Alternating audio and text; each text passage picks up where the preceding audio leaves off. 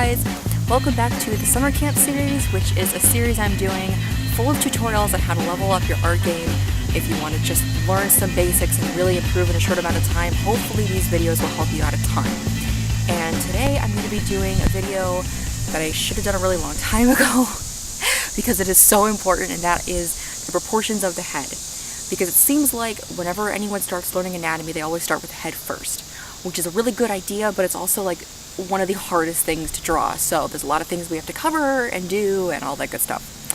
So before we get started, there's a couple things I want to point out. First, I'm not going to be drawing in this video. I'm going to be showing you guys the actual proportions, and you, ideally, are going to be following along. So I want you to be touching your face the way that I'm touching my face so that you can literally see it, feel it, hear it. It's a lot of knowledge that you're taking in at once, and this will help you memorize the proportions a lot better.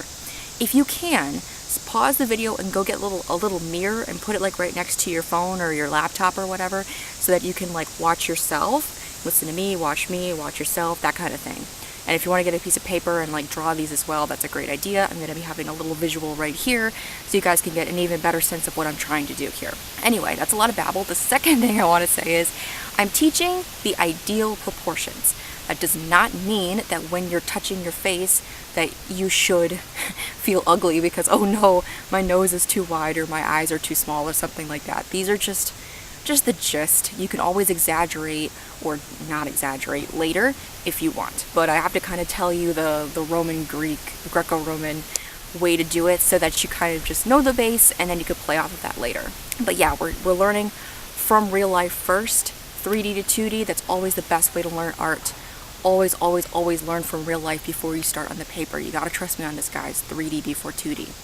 So anyway, I hope you guys are all set up. I hope you're ready for this. So let's get into it. We're going to start with the corner of the eye. So I want you to measure the corner of your eye with the top of your head. And ideally, it should be about the same distance as the corner of the eye to the bottom of your face. If it's not, it's totally fine. Mine's chin is actually a little bit longer, but it should roughly be about the same. So the eyes are always at the exact center of the face. That includes hairline too, people. Very important. Next, you're going to measure the outer corner of your eye to the inside corner of your eye and compare that to the two corners of your eye. They should be about 1 eye distance apart. Sometimes it's a bit narrower, sometimes it's a bit longer, etc., but that should be about it. From the corner of the eye, see if you can kind of see a straight line all the way down. It should hit the edge of your nostril. So corner of the eye down to the nostril. From your pupil, if you were staring straight ahead, from your pupil directly down is the corner of your mouth. Some people have a little bit shorter mouths, some people have kind of wider mouths. That's normal. But that gives you roughly an idea of where the mouth is situated in space.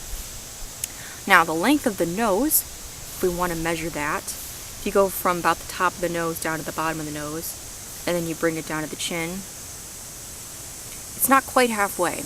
It's somewhere between halfway and the 1/3 mark. Yeah, so you can see I got a bit of chin right here, but that's like roughly how you can estimate it. If you want to figure out where the lips go, they're about 1/3 between the nose and the bottom of the chin. So we'll measure. Yep, just about. 1, 2, 3. Just roughly. This is all very, very rough. From the corner of the mouth all the way straight across, that should be the bottom of your ears. I don't know too many people that actually fit this one, but that should essentially be where it is. I tend to find that the nose lines up more accurately with the ears. Just about.